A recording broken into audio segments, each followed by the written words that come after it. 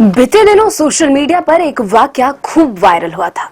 हुआ कुछ यूं था कि बेटी की शादी से मात्र 9 दिन पहले सास अपनी ही बेटी के होने वाले पति के साथ भाग जाती है, यानी कि अपने दामाद के साथ। आरोप यह भी लगा था कि सास सपना देवी अपने साथ बेटी की शादी के लिए रखे 3.5 लाख रुपए कैश और 5 लाख रुपए के जेवर भी अपने साथ लेकर चली गई थी।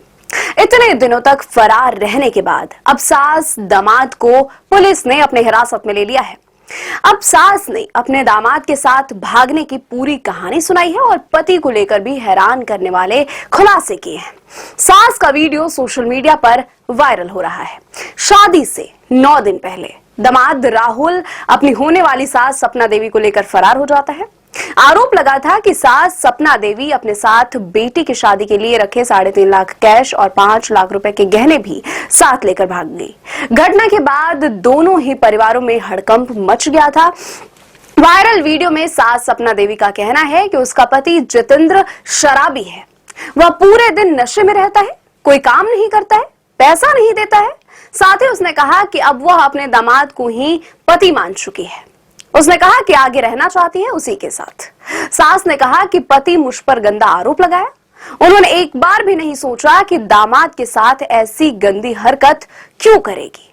वहीं राहुल के होने वाले ससुर जितेंद्र ने उस पर गंभीर आरोप लगाए थे। ससुर ने कहा था कि दोनों के भागने के बाद उसने राहुल के मोबाइल फोन पर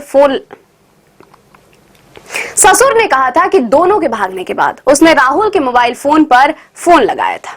जब उसने अपनी पत्नी सपना से बात करने को कहा तो राहुल ने धमकी दी और कहा कि 20 साल इसके साथ रह लिए, अब भूल जाओ, नहीं तो तुम्हारा घर वीरान बना दूंगा। वहीं जितेंद्र ने यह भी कहा कि अगर एक बार उसकी पत्नी सपना उसके सामने आ गई तो वह उसकी जान ले लेगा। फिलहाल इस समय दोनों अलीगढ़ के मडराक थाने में है। पुलिस दोनों से बारी बारी से पूछताछ में लगी हुई है।